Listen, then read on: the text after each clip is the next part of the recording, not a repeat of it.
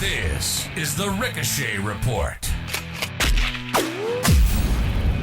The Ricochet Report. Welcome to the Ricochet Report, the show that talks everything and anything firearms. I'm your host, Brad, and on today's episode, we have none other than the man himself, the man known by multiple names, Ian from Lone Star Armory. Guys, if you don't know what Lone Star Armory is, you've been living under a rock. But why should I tell you about Lone Star when Miles himself can tell you all about it right now on the Ricochet Report? Let's get right into it. Ian, welcome to the show. Thanks for being here. Thanks for having me. Happy to be here. Ian, you go by many names. One of the names you go by is Miles, I'm told. How did you get that name? So I started off on Twitter. We recently got, or well, not super recently, but about 7-8 months ago, we got on Twitter after we used Facebook and Instagram as our primary marketing vehicles. And one of the things about Twitter is that there's a character count. And I used to just introduce myself as military law enforcement guy, just to differentiate ourselves or myself from social media guy, from all the other people and personalities running the account. And I stupidly didn't realize I was just taking up too many characters there. So one day, someone popped up a bright idea and said, "Hey, why don't you have a little naming contest, and whoever wins gets a patch or sticker or something, and just find a shorter version of your name or something shorter to call yourself because, hey, it's getting too long." So we had someone win it, and they chose Miles. So military and law enforcement sales. So that's basically where the Miles moniker came from. The guy got a patch, a couple stickers in the mail, and a smiley face on a Post-it note. So that's pretty cool. And Miles is actually a very catchy name for that. Do you find that you're being called Miles more and more now over Ian? So it's funny because I actually had an agency meet not too long ago, and everyone there knew me as Miles, and they're like, "Who the hell's Ian?" So that's awesome. People call me, so one of the things about LSA is that we hand our personal numbers out to everyone who buys a rifle from us. Even if they don't buy a rifle, they will have our personal numbers. And more often than not, our social media manager will send out a message and say, "Hey, contact Miles." And someone will call me up and say, "Hey, you're here to talk to Miles." But I always answer the phone, "Ian here," or "Ian speaking." And they're like, "What?" So then I have to explain it to them. So I think at this point, more people know me as Miles than they do Ian. So it's about time that your business card starts saying Miles, just to avoid the confusion. That is hysterical. I love that. And you said something really cool. I definitely want to talk about that. Sounds like it's a very customer service oriented company. So working for Lone Star Armory, you just said it, everyone gets personal numbers so that they can be in contact with the people they're dealing with. Yeah, absolutely. So one of the things about LSA is that it's a very family-oriented environment. So, my boss, the gun wizard of Fort Worth, Andrew Brady, he's treated me like family. We all treat each other like family. And one of the first things I noticed about Andrew and the way he interacted with our customer base was everyone had his personal number. And he warned me about this. He said, "Hey, sometimes I get dudes calling me like the middle of the night while I'm trying to sleep. They're like, 'Oh, I thought maybe I put this optic on my rifle,' or 'What do you think about this or the other?' And he used to politely tell them like, 'Hey, I'll call you back in the morning.'" So I started doing that as a matter of habit too. In the past, I used to have to juggle 2 work phones and a pager, and thankfully I don't have to do that anymore. And now I'm kind of regretting giving my number out, but at the same time, because I get so many calls and text messages, but at the same time, it adds that personal touch and it adds that personal flair, and it allows us to treat people like their family. So that's awesome. We always welcome, customers, if they have a question about the gun, or if, a potential customer, even someone who might never buy a rifle from us. I think I've handed out my number to more people who will never buy a rifle from me than people who will. So, and I don't mind that at all, because sometimes I get questions about, leadership, or equipment or hardware or training. Sometimes I get questions about LSA. Other times, some dudes just want to talk. Some people just want to talk and they just need a friend, and we're happy to be there for them as well. So it's one of those things that I really enjoy and appreciate about the company. And when I realized that's what we do, when I joined LSA officially 2 years ago, that was a huge thing for me. That was a selling point, if you will. That's really cool. It says a lot right there about a company, because there are some companies you just can't get in touch with somebody, especially they're like and something I do specifically with every company, not just the firearms industry, is I always ask for the name of the person I'm dealing with because they know what the conversation was about. They know what your issue was about, what your project was about, etc. And it's nice to be able to touch base with the same person because you've established that rapport and you want to keep up with that person instead of explaining to someone else what the whole project was. So the fact that you guys are all about that right off the rip, it says a lot about the company. The company is focused on the customer. We want the customer to be happy with their product. So tell me about these products. What is LSA all about? Why did LSA get started? So LSA is an interesting story. So Andrew is a combat veteran. He was in the Army and he got injured overseas and he got medically retired. And one of the things Andrew found that he really enjoyed when he was still active duty was competitive shooting and gunsmithing. So he started picking up the trade when he was CONUS, and he started building rifles. And it was a lot of trial and error. But one of the things that Andrew brings with him that's really unique to himself, among other people who've started manufacturers out there, is the fact that Andrew comes from a very automotive background. So he used to race when he's younger. He used to drag race a lot. His father did too. I've seen his shop. Cool. He still has the cars that he used to race into. He still got his Camaro, and like he's a very mechanically oriented guy. So he took so I'm not sure if you're familiar with the racing world, but precision is absolutely everything, especially when it comes to drag racing. I can imagine. Tolerances, all right. So all of that stuff. So he took those lessons learned and he put that into his work when it comes to building guns. And then after a while, it went not just from building guns but to designing them. So LSA moved in from very bolt guns, forged guns, right to billet guns. And LSA expanded over the years, created a partnership with another manufacturing company that did tool and die manufacturing for the oil and gas industry. And they offered us a massive advantage there in using their machine shop. And they had state-of-the-art machinery, which we still get to take advantage of today. And that allowed us to move into the billet game, which offers us the ability to build guns that are hyper precise, very tight, very durable, very reliable. And from there on out, it was just motivation. It was honestly just motivation. And I think I can safely say that every year since LSA was conceived about 16 years ago this year, it has expanded, or it has found a way to expand. So the customer base has definitely grown, but we've moved far away from just, the PRS side, the competition side, but also over into the law enforcement, into the military realm too, and then spanned over into hunting applications. So at this point, I would say that LSA covers all the different spectra across the firearms industry, from self-defense to hunting to competitive shooting to duty guns, work guns, sniper rifles, all of the above. That's awesome. So you're touching base on everything there. And that's really cool that your company does that, because when you have a good product, you have people like myself who have different backgrounds where all these products are necessary. And maybe one product, having one firearm isn't the answer. Right? You need multiple firearms. And that's a conversation. My girlfriend came from a family that had no firearms in the household. And she kind of looked at me like, why do you have so many different kinds of guns?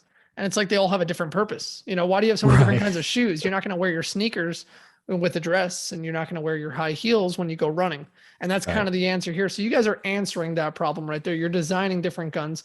And the fact that your founder comes from a background where he had the necessity for durable firearms capable of performing, but also the competition world, he saw the need for designing the different firearms. So that's important that he had the different experiences in the backgrounds. And the last thing that you mentioned there, or one of the last things, was the military and law enforcement side of it, the sales going towards them. So what is your specific role with the company? You touched on it before with your name.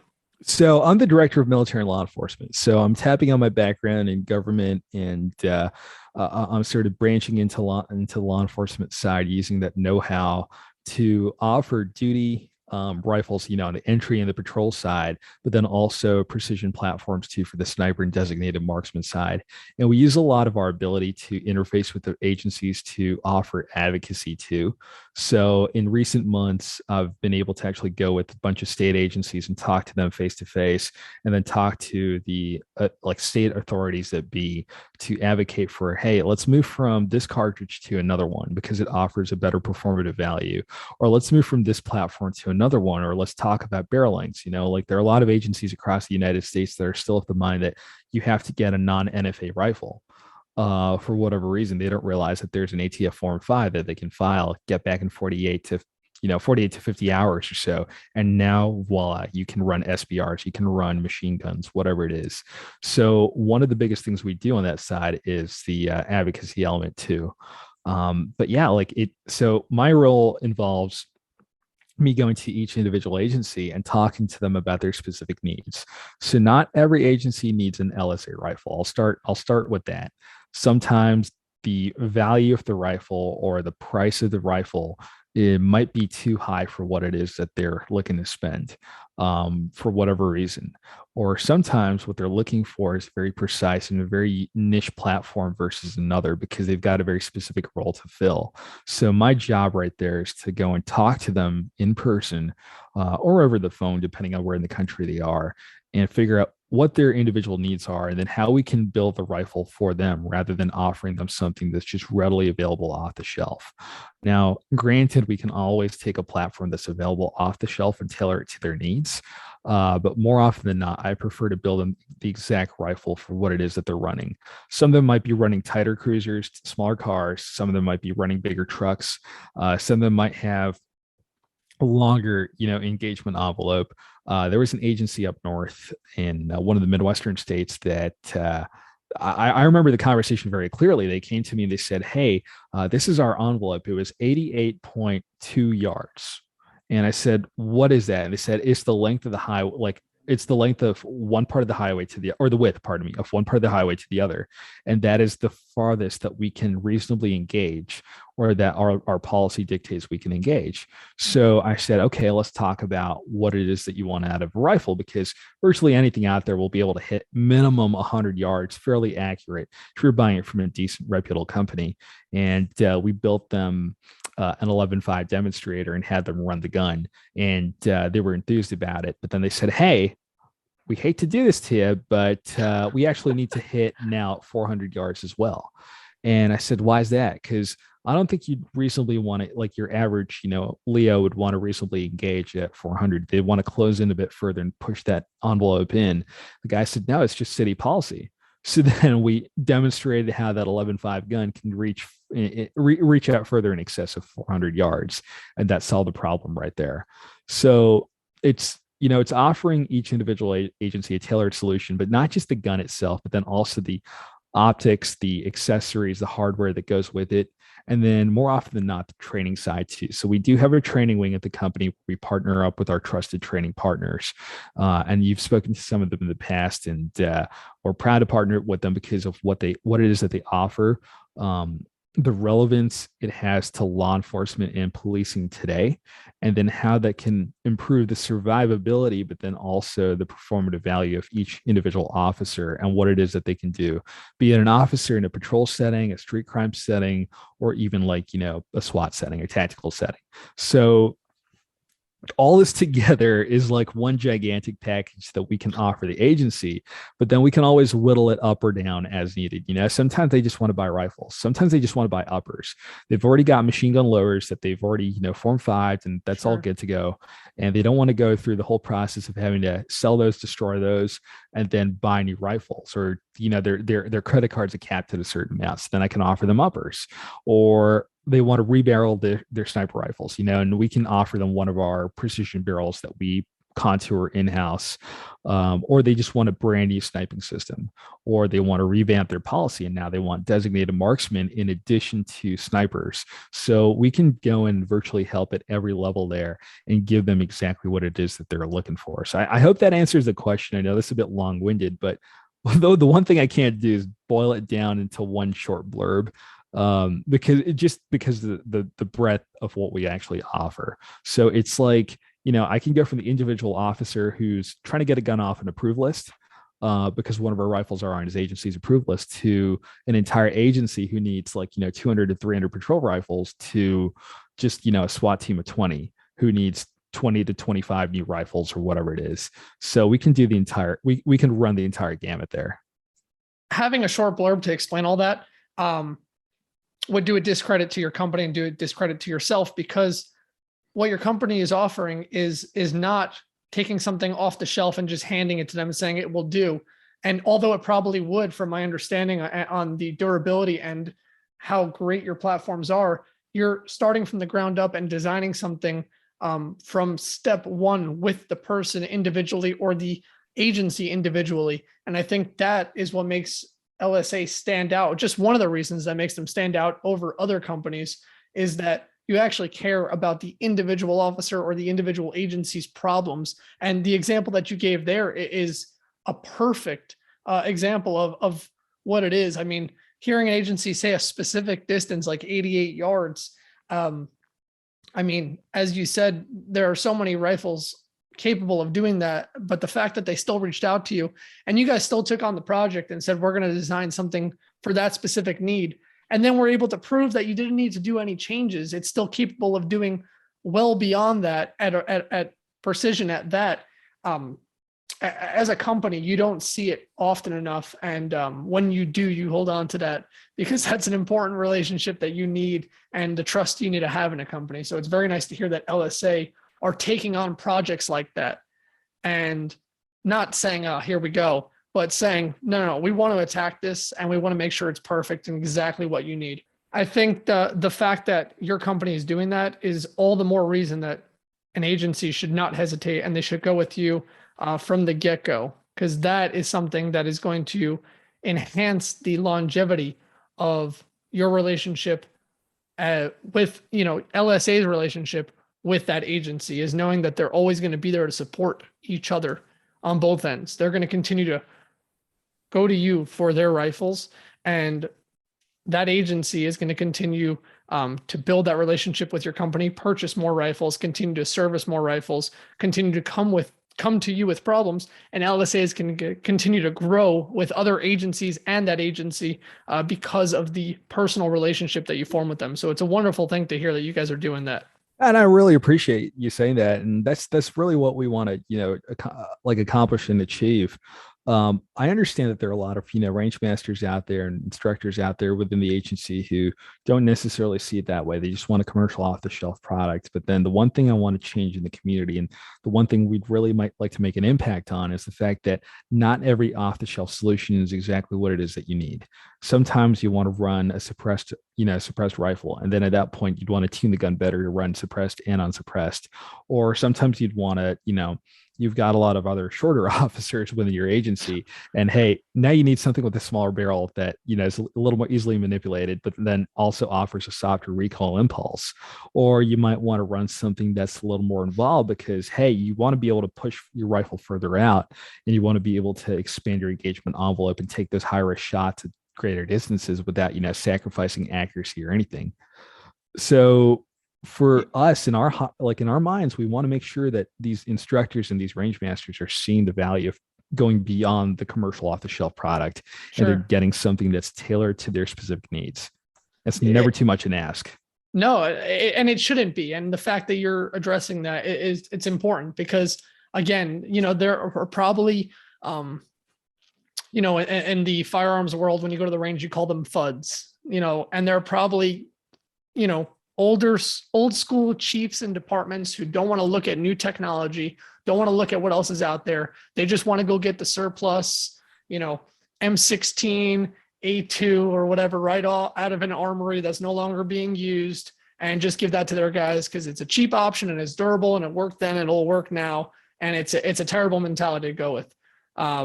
So I'm glad to hear that there are departments reaching out to you guys and you guys are happy to work with them and design exactly what they need. And it's funny because you mentioned a part about the manipulating a rifle for maybe a smaller officer who would have the difficulty. Have you ever seen the movie SWAT?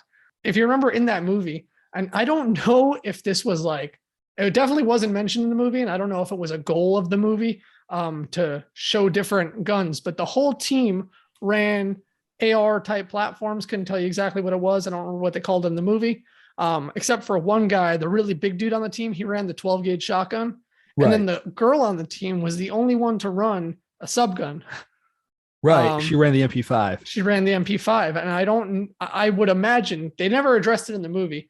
I would imagine just using my own noggin, which do with that what you will. But she probably was having trouble when they originally handed her the AR, manipulating it in scenes. She probably couldn't, whether it was room clearing, movement, reloads, who knows what. And they handed her a gun that was a little more compact and capable for her to use.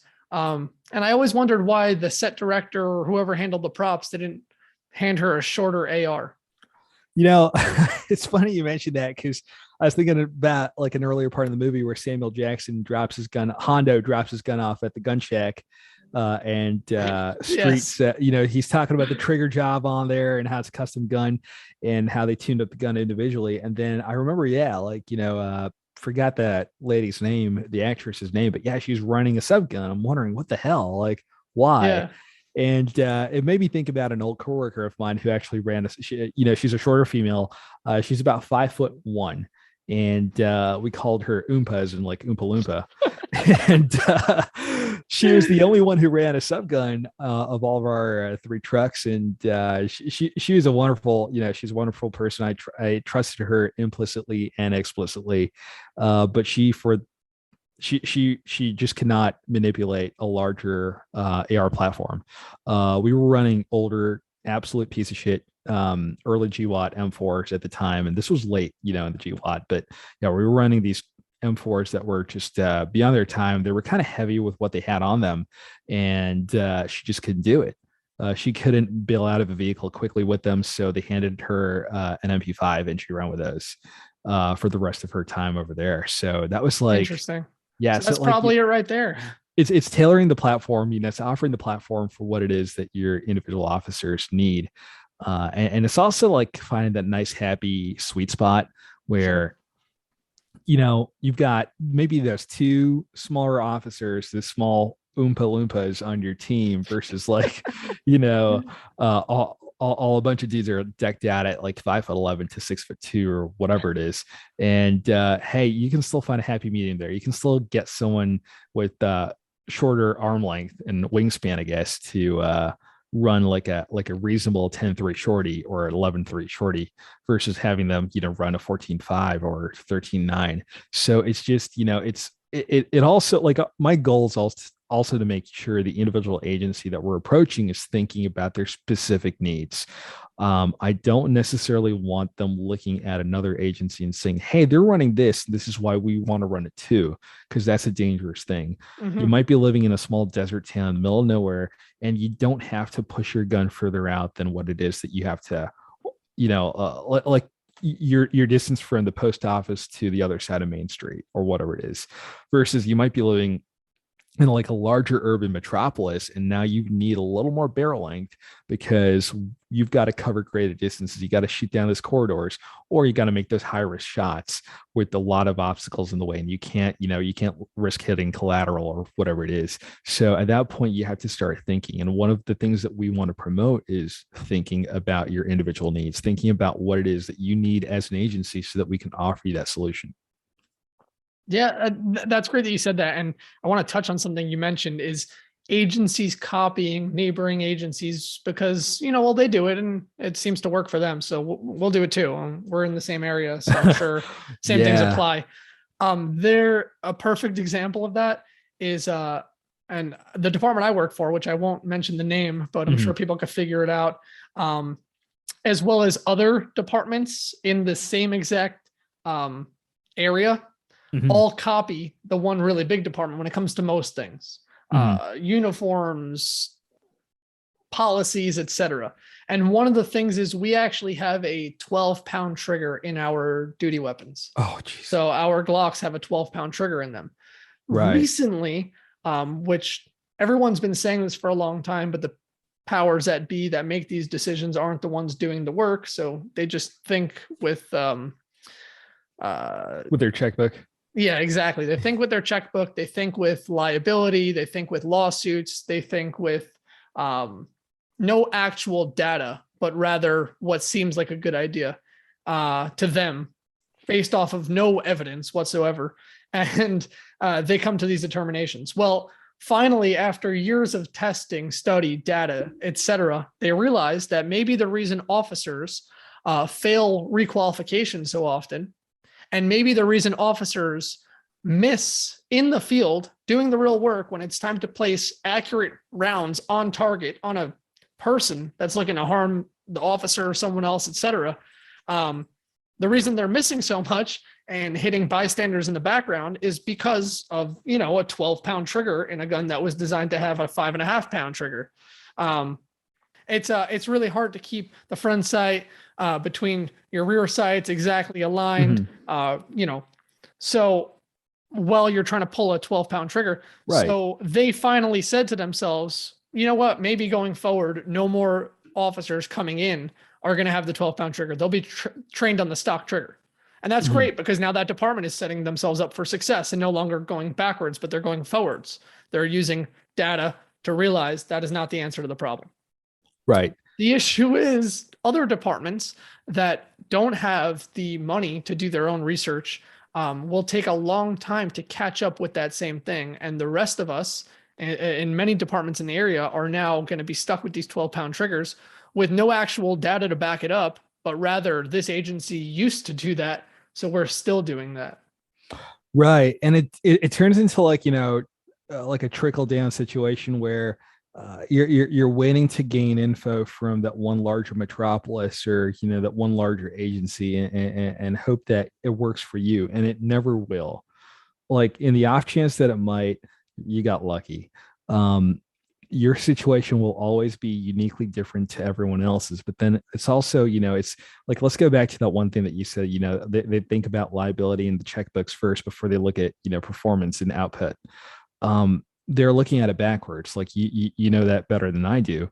And that's one of the things that we avidly seek to change. They're looking at the whole concept of how you buy and procure gear completely backwards, because they're trying to slot something into a role that it wasn't necessarily designed for. It was designed to fulfill a broader purpose or whatever it is. And they're trying to cram it. It's like, fitting a square peg into a round hole.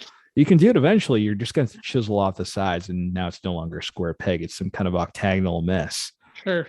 So when it comes to that, I've heard that ad nauseum at this point. I've heard so many agencies out there saying, oh, because this one, West Coast agency does it, we want to do the same. Like, okay, cool. But you guys are up in Wisconsin, and you guys are a small town of 5,000 people. Why would you want to do something the same as a city with 12 million, where the threat vectors are entirely different? The response times are entirely different. The concept of operations is completely different, and how officers respond on scene is completely different. So you have to tailor the platform. You always have to, and it doesn't just go to the platform. It also goes to the hardware, the body worn hardware, to your soft goods from your plate carriers or your 3 Alpha vests or whatever it is, riot gear, everything down to your TAC med solutions too. The med kits that you have in your vehicles for MCIs or whatever it is. Like, it's always a tailored solution. It's that's like the baseline from where agencies have to build. And the one thing that I kind of really want to stress is that a lot of agencies out there, especially the ones who are, really governed by the bean counters, it's not always going to be an expensive solution. Like, even though the word tailored is synonymous with forking out more money, it's not always an expensive solution. There are alternatives out there. With our TX15 lineup, which we no longer mass produce, that's a custom mortar rifle. With our TX15 MPC duty carbine, we had an agency come to us and they said, hey, we want this gun, but we can't afford the price point. So what do? We started trimming off parts of the gun that we could reasonably pull off and replace with another part without affecting the performance value. We started decreasing the price as much as we could. Then we ate a little more of the cost too, just because, we wanted to work things out with them. We want to sort of get a foothold in that state.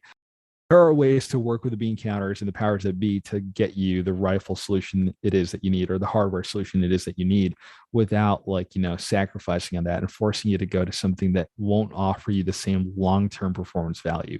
You shouldn't have to look at a solution and think this will last me the next 2 years. And then, oh no, I'm going to have to dump it and get back on the drawing board and buy something else. You should be able to buy a solution that'll last you for the next 10 years, 15 years going forward and still give you, industry leading performance. And that's where we come in. That's awesome. So you talked about the TX15. You have a few other products that you guys are making besides all the custom work. Can you tell me about some of the other stuff that's on the website? Which, by the way, the website's very easy to navigate. I can't stand websites that I can't find what I'm looking for. It's ridiculous. Thank you. We actually just redid that site earlier this year, and I like to say that we hired a web developer who sat down and spent countless hours on it, and we put 6 figures into it, but we didn't. It was literally just Andrew, my boss, and myself. I think it was hopped up on like High C and Chick-fil-A, and we just went through. Do you need anything else? No, that's it. Like that's my drinking, or that's my brain juice right there, and boom, I got it. Got the Lord's fast food, and we got it done. Awesome. But yeah, so let's talk about our product lineup. So we've got 2 small frame lines, and then we've got our large frame line, and then we've got our bolt gun. Starting off with our small frame guns, we've got the TX4 carbine, which is our current flagship rifle. So that's a forged gun. In recent years, we were more on the billet side, and we stayed entirely on the billet side. But one of the things we found was that there is a large market for forged guns out there, and a lot of our competitors do build forged rifles. So we said, hey, can we take the performance of our standard and our duty grade billet guns and put them into a forged gun and see if we're losing anything on it, if we're sacrificing performance output or not. And that's exactly what we did. So we came up with the TX4 series carbine, and it offers you the same 1 MOA or better performance, but then also the same reliability, the same accuracy, the same durability, and the same ergonomics. So as we would have had in the TX15 MPC Duty and Standard, which were the previous flagship rifles. Then moving on, we have the TX15 multi-purpose carbine. That's the big daddy gun. So that's the gun that's capable of sub MOA. The way we're able to achieve that kind of accuracy is through a JP Precision bolt and an AR Gold trigger. And then most importantly, the barrel, which we do in-house from a Bartlett blank. So we've been able to take the MPC enhanced gun and the DML, the designated marksman light, for all you gamers who play Escape from Tarkov. That's the gun from the game. We've been able to take those rifles all the way down to 0.2 MOA, maybe a little bit further down too. And we do that typically with a heavier load. So 77 grain TMKs are our preferred go-to. We've done that with 75 grain BTHP and whatnot. But yeah, those guns are typically more PRS oriented, more competition oriented. We also offer them in hunting calibers too. So they're not necessarily your standard patrol carbine. I don't know if any agency that would outfit their officers with $3,700 guns individually. I would be horrified if they did. But yeah, those tend to be the more competition oriented guns. Then moving on, you've got the sniper rifle. So you've got the TX10 MPR, the multi-purpose rifle, which is more of a battle rifle that can be scaled into a sniper rifle very quickly. And then you've got the designated marksman heavy, which is your classic large frame sniping system. Once again, those are all sub MOA platforms. We've been able to push those things below 0.5 MOA on a bad day. We also do those barrels in-house. So the from a Bartlett blank. So the heavy uses a heavy contour barrel. The multi-purpose rifle uses a medium contour. And that the difference is that the heavy uses a longer barrel, so we can push that thing further out. With the MPR, we can do an SBR version of the rifle. And we've had agencies approach us and say, hey, we want to be able to put a designated marksman in the stack. Can you do a 12.5, 308? And we absolutely can. And I say this in the nicest way possible. It's a very interesting concept having someone run like a large frame in a house, especially in a smaller house. At that point, I would actually be worried about over penetration. But, it's doable. We've done it before, especially in the soft side as a compact sniping system. It's a very achievable and a very doable platform. And a lot of people don't seem to understand, or they don't necessarily realize that there is, some value added for something that you want to just be able to engage up to 200 yards with very accurately with good energy on target. So that's where the NPR comes in. It spans that, where the DMH takes you from above 16 inches to say about 22, 24, even 26. The NPR will take you from 16 inches all the way down to say a 12.5. So the NPR tends to be a little more of a versatile platform, as its name suggests. Then you've got the TX7, which is our bolt gun. So that's the classic, that's the OG LSA rifle right there. We can do that in a variety of different chassis, from like a KRG to an Accuracy International. It uses a Predator or a Stiller Predator action. Stiller actions have been used by NSW for the past however many years, and they're very reliable, very accurate. And then we drop an AR Gold trigger in there as well. So that spans the breadth of what we currently offer. In the past, we had the TX9 PCC, which we could double as a submachine gun, more competition oriented gun than it was like, a duty gun.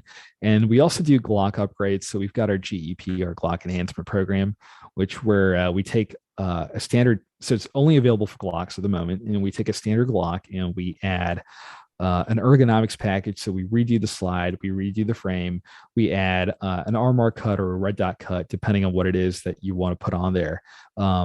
We add a different barrel. We can offer a trigger job on it too, a controls job. And we basically make the gun exactly where it should. We take the gun from, that standard workhorse to the racehorse spec.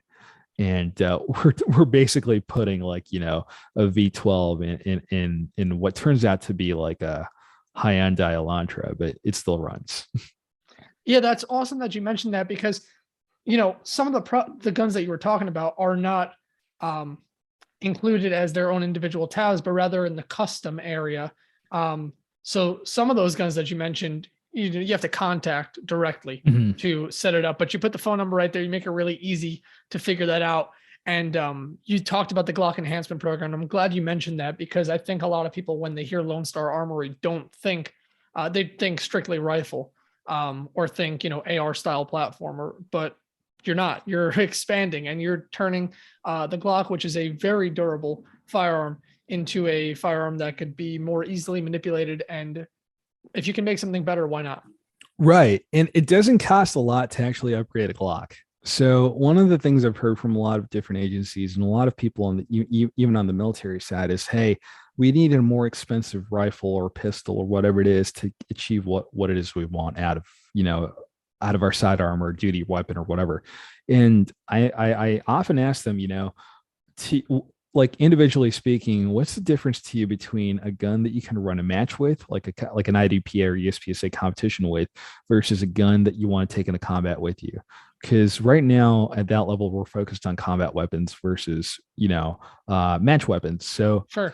At that point, do you need a match grade barrel in there versus something that's that's resistant to a higher round count, that's still going to offer you good accuracy, like a competitive accuracy, versus something that'll help you make those race gun style shots. I've had agencies come to me ask me for muzzle brakes, and I talked to them. I said, what's the point? Like please explain to me what you feel you're getting out of the gun. Sure. And we try to reorient them back towards keeping their guns as combat ready. Right. So simple, stupid. Keep it simple, stupid. Right. KISS. So like for us, that's the biggest thing. And when it comes to the Glock, you're taking a workhorse that's been proven over and over again, not just on the LE side, but then on the military side, on the home defense side, and you push it into the next level. So now you're giving someone a platform that not only will not let them down, but also offers them the ability to focus more on what's in front of them than focus on the gun itself. The last thing I want you to do in a combat scenario is to worry about your gun and worry about manipulating your gun. I want you to be able to be proficient at it, but I don't want you to have to think about it. I want you to think about what's ahead of your sights. That makes perfect sense. And for people that are listening, and I've actually found an interest in people listening to this show and this podcast who are very new to the firearms industry and maybe need more explanation. So would this be a fair explanation for what you just said, or an analogy essentially you're taking a proven duty weapon and enhancing it for the purpose it needs to be used for. What job does the agency have for this firearm? And talking about Glock specifically, and you guys are doing that. You're not building race guns, although you probably could. You're designing weapons. You're taking designed weapons and enhancing them to work for that agency's needs. Right. Like at the end of the day, I want something that offers the officer a lot more survivability. I want to give them something that allows them to go home to their families or their loved ones at the end of the night or the end of their shift and not have to worry about the gun. When the world around them crumbles, the gun will not. That is our mantra going forward. That is what we put into every single gun we've ever put out there. And it's actually rare that we ever, so we have a lifetime warranty on all of our guns, and it's actually very rare that we ever get a gun back for warranty issue. In fact, I don't actually recall us getting a gun back for the past 2 years that I've been with LSA. But we do support the guns entirely. Sometimes they want to rebarrel the gun or they want to upgrade it or whatever it is. We do offer that. We will, take care of our own. But yeah, like one of the things for us is we make sure that the quality control process is such that when the gun goes out, it doesn't need to come back unless you do something absurdly stupid to it, in which case, yeah, we'll have a look at it. We won't be happy about it, but we will have a look at it. But yeah, like I just want to make sure that what it is that we're offering each agency, each officer gives them that enhanced survivability. I recall an OIS last year, early last year, where an agency we had provided rifles to, they had an officer engaged by a lady in a vehicle, and the officer was hit, I believe multiple times over, and he still engaged her with his rifle, and the rifle still worked. The rifle did not let him down, and he was able to put down the threat right away. So I know that they reached out to us pretty quickly after that. They let us know that's what happened. And one of the things that we initially did after we, just said a prayer of Thanksgiving that the officer was okay, was that the rifle didn't let him down. In a situation like that, it could have, but thankfully it didn't. So Wow. that's like our biggest thing right there. We want to make sure that the guns do not fail you ever. That's incredible. Wow.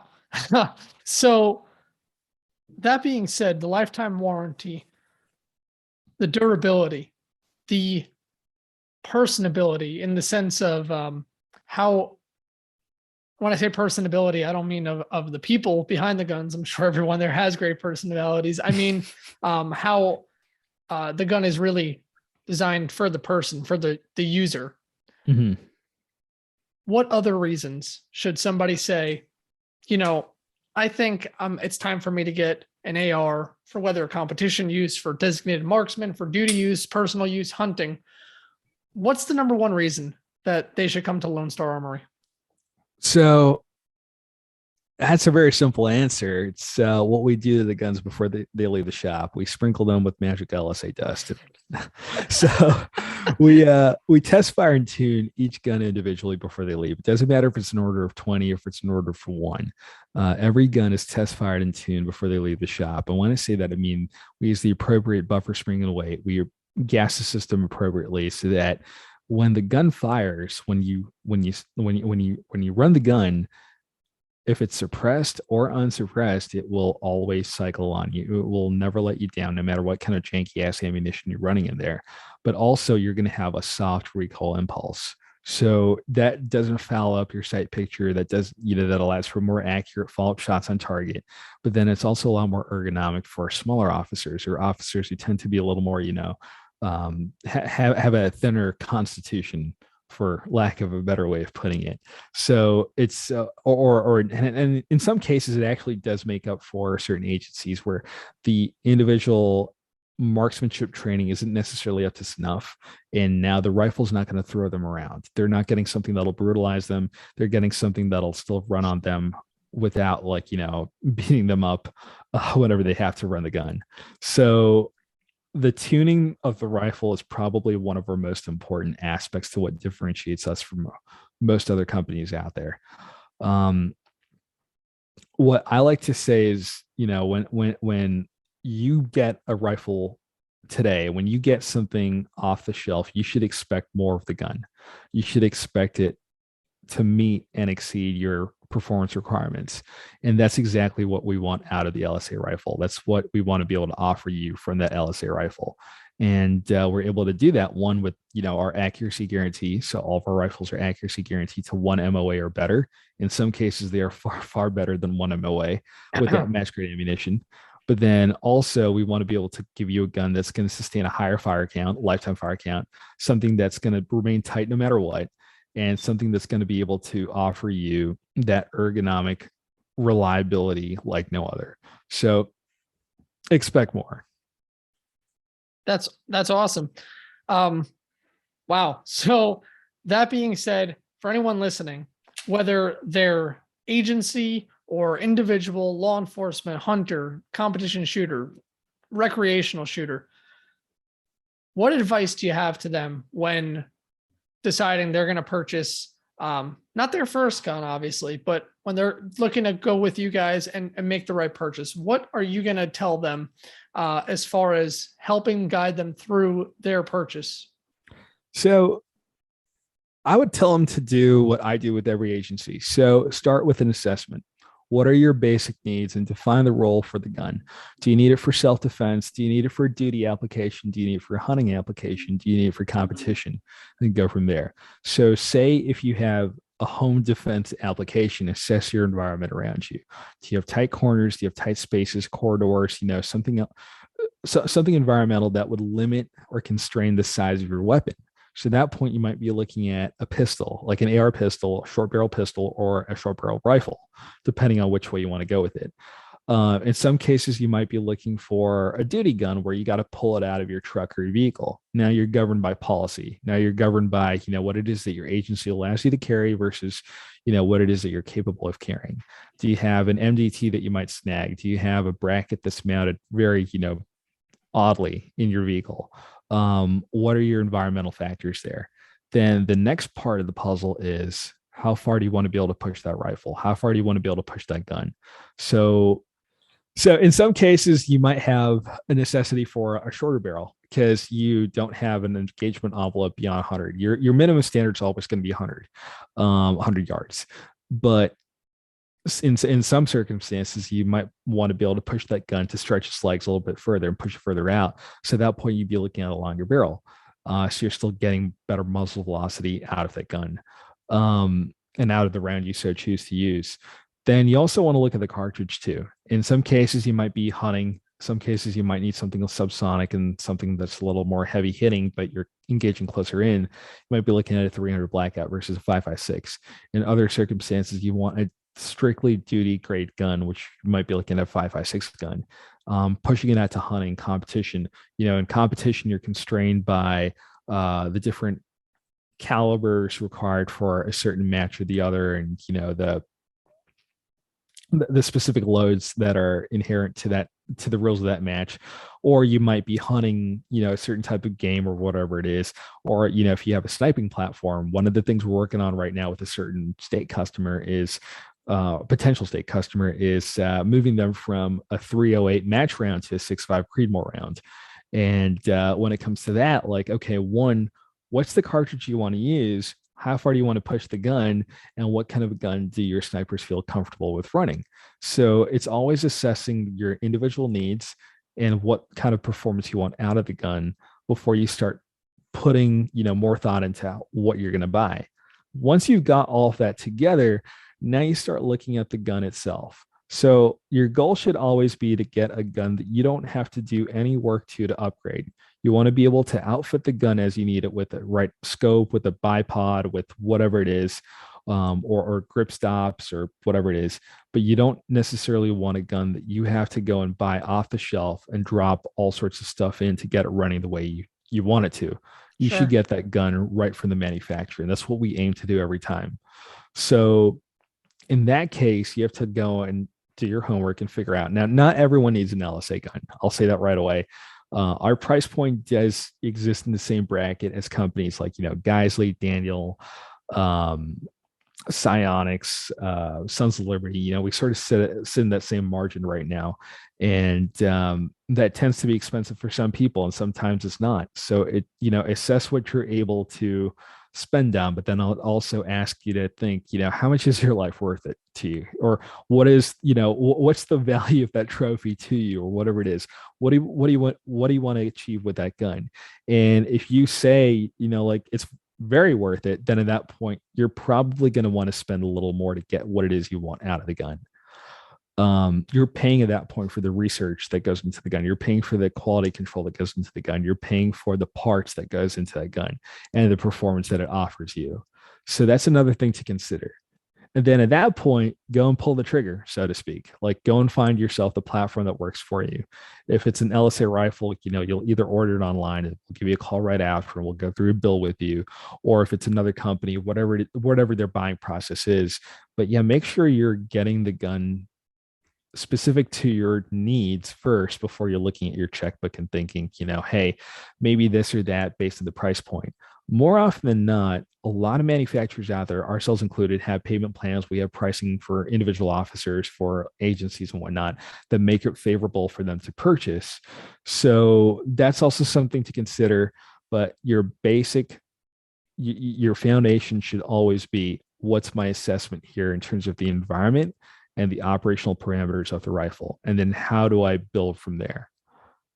Yeah, that's great that you said that, because it's so important. So many people, they prioritize things that don't make sense. And I understand you can't just say, well, I mean, my life is important, so I got to drop 10 grand on Right. this item. But at the same time, the fact that people are willing to not spend a little bit extra for the product that they're depending their life on, it's absurd to me. I mean, there's so many people that need to say to themselves, maybe going with the $300, handgun is not worth it. It uses the same parts. It looks just like a Glock.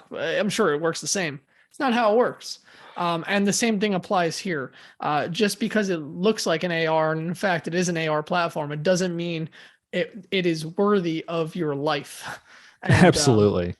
it's nice to hear that that Lone Star, the LSA, stands behind their products and stands behind it. And if you're looking to pick up a LSA product, whether for personal defense or duty use, you should have the utmost confidence in the platform that you can in fact depend your life on it. No, that's always been our creed, and that's never going to change. No matter how far up we scale or expand, that's just not going to change.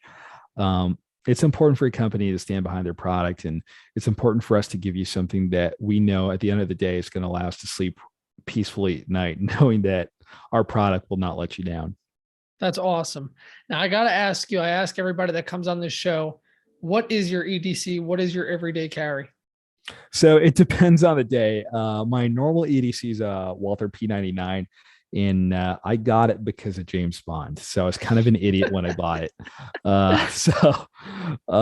Yeah, that's my usual. And I have a Surefire X300 on that.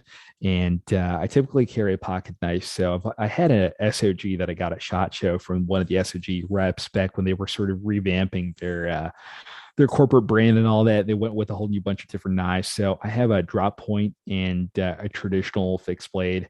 So I typically carry the folding drop point with me. And I've also got a little Streamlight rechargeable micro flashlight. I found that the beam is very powerful. It's really handy. I have a tourniquet on me at all times, Cat 7. Love that. Always. And I always have a couple in the truck just in case. In the truck, it depends on where I am and what it is I'm allowed to do. I'm very cognizant of the laws that surround me wherever I'm going. But I typically have a swivel mounted to the back of my passenger seat where I can stow a rifle or whatever it is I need on there. Cool. I've always got a couple of IFAKs in there, some med kits. And then I've also got, sustainment, all the other stuff. But yeah, typically wherever I go, I'm driving. So I've always got that easily accessible to me. I'm Catholic, so I always carry a rosary with me, and then I've got my money clip, and then I got my favorite part of my EDC is my Gerber shard. It's that tiny little $5 hunk of metal. It's got a keychain, a screwdriver. It's got like a letter opener, and it's got a little prying tool on it. And it's all this tiny little misshapen piece. Oh, and a bottle opener, most importantly, on this tiny little misshapen piece of metal. So yeah, that's typically my EDC at any given point. You're not the first person to say that their carry gun was inspired by James Bond, to me specifically. Okay. Someone I recently spoke with, I'll leave it at, in simple terms, government official, won't say his title or whatever, who carries a firearm. The reason I found out is I was in his office and I saw on his desk he had a pen holder, and it was a revolver cylinder, shaped like that. It was holding all of his pens. And I asked him, I said, "Are you a gun guy?" And he said, "Yeah, it's hard to be as a civilian in New York, but I am." And I asked him, I said, "What do you carry?" Knowing that even though it's really hard to get a carry permit in this state, or in this city rather, unless you have, I guess that government status, right, that power, and you're able to get one. I asked him what he carries, and he said, "I asked my son when I got my carry permit, who is the coolest like action hero you can." And sure enough, he said James Bond, and he went with the Walther PPK because of that. And I guess his era of James Bond was that. So that is, you are the second person to tell me that their carry gun was inspired by James Bond. So there's obviously a trend there. Yeah. Well, I mean, I honestly, I wasn't thinking when I got the P99. I really was not thinking. I thought it was the coolest gun ever, and I bought it. My alternate carry piece is a TX17, so that's it's a full frame. It's our take on the Glock 17. It's got an armor on there, surefire. I'm a little bit of a taller guy, so I can justify carrying something bigger. But then I've also got absurdly large hands, so it just feels more comfortable in my hand. But the P99 is just a very versatile platform, and if James Bond carries it, then who am I to argue? That's true. You'd be ridiculous to argue with James exactly. Bond. So you mentioned it a little bit briefly in the beginning, and it's kind of the way that we know each other, and it's the way that we kind of know all the same people, and that's social media. Mm-hmm. So where can people find you on social media to talk to you about what they need? Where can people find Lone Star Armory in social media? Includes website, Instagram, Twitter, which is the hotspot for you guys, Facebook, etc. Where can they find you guys? So the best way to engage with us directly and interact with us directly is always going to be through Twitter. So you can find us at LSA Rifles on there. So that's Lima Sierra Alpha Rifles. Or you can reach us through our Instagram or Facebook accounts. So all you got to do is just type in Lone Star Armory, and it will pop up. We're fairly shadow banned on Instagram, which is why we've kind of moved away there. Bastards. I know, right? I'm waiting for it to happen to me. So give it time. They'll come for you. They come for all of us. And then through email, you can always reach us at info@LSA or Lone Star Armory.us. So that's Lone Star Armory.us. Our website is lonestararmory.us, but in the off chance you type in .com, don't worry, it'll still take you there. And then obviously, if you've got our personal phone numbers, if you follow us on social media, either my boss, LSA_Andrew on Instagram, or myself, Danger Zone, that's DANGYRZONE, because ER was taken. Get at us there, DM us, we'll give you our numbers, we'll get to talking right away. Awesome. That's really cool. So you guys heard it there. You get in contact with the person that you want to speak to directly. No sitting on waiting for this person. They're right there waiting to talk to you guys and help you out. And you talked about Twitter. I want to talk about this really quick. The Twitter sphere. I know you've done some stuff on Twitter with some of the guys that we both know, some of the guys I look up to in the industry, and have taught me a lot about what I know. And what I know is very little, but they've taught me it. You did something pretty cool on Twitter.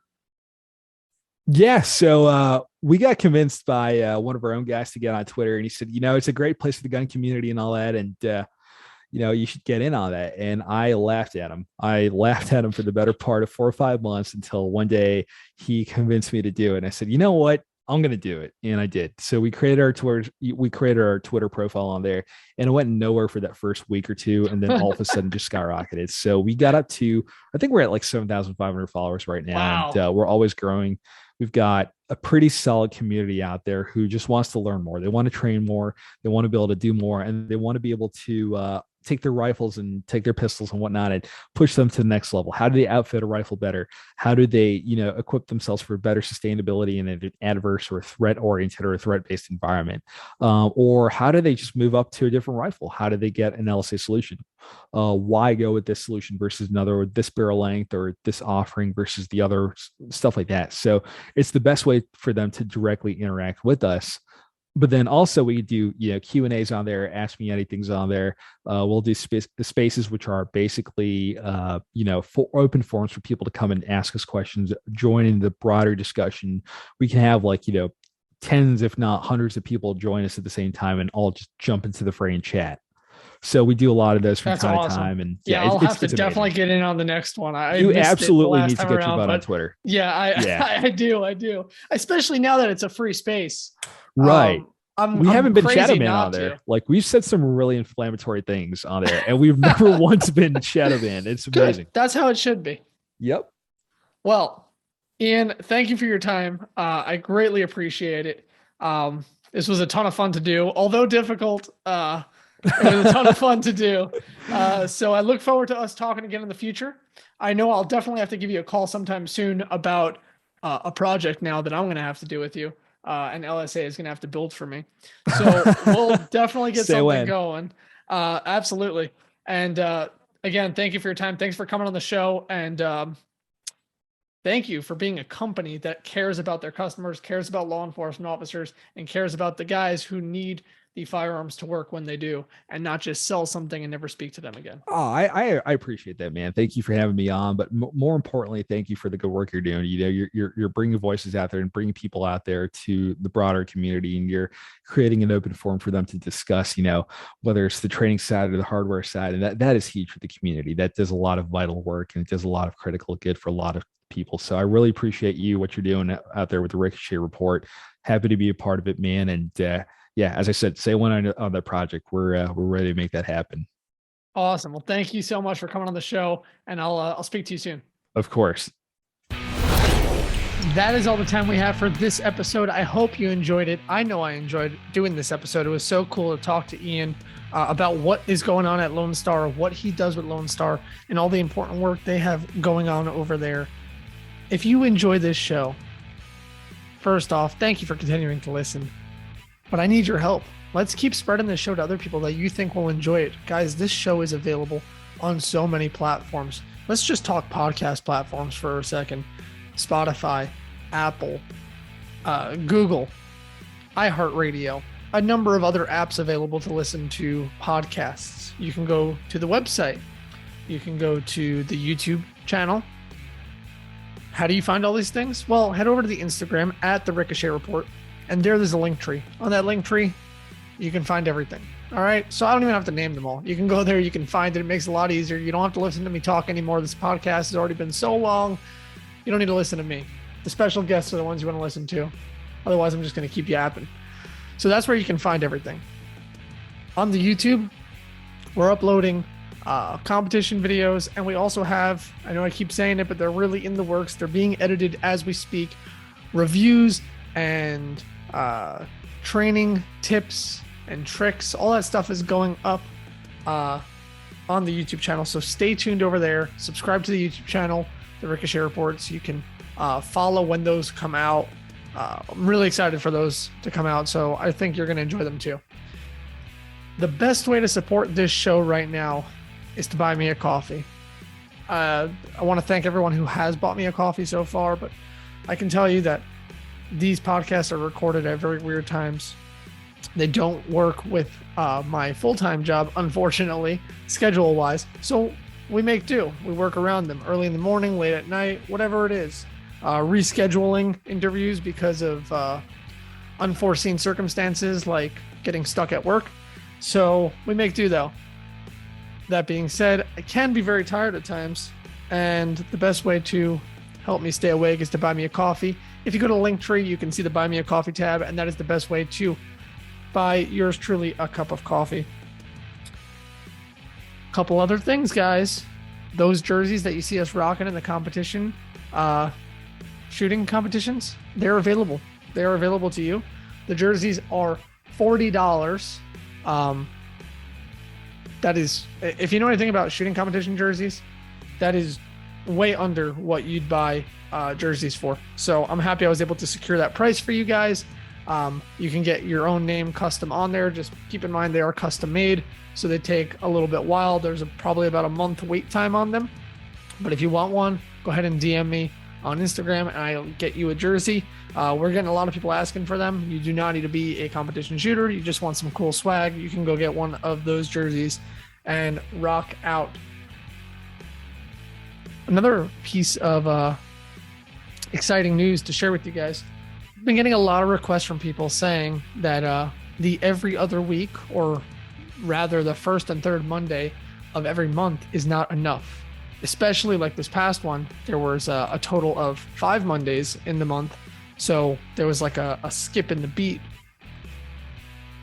So the exciting news I have is this podcast is moving from the first and third Monday of every month to every Monday. There will be another episode. Now, that being said, the special guest interviews will only be on the first and third Monday of every month. The ones in between, you get to listen to yours truly talk about a topic of my choice. It'll obviously be related to the pew pew industry in some way, shape, or form, and they will be short episodes. I'm talking 15 to 20 minutes of whatever the topic is, but it will just be me yapping. So if you're interested in hearing some more stuff, you can look forward to that. If you don't want to listen to that stuff, just ignore it. All right. People hurt my feelings all the time. You won't be the first. Don't worry about it. That being said, that is all the time we have for this episode. Thank you so much for listening. Until next time, keep training. Stay safe.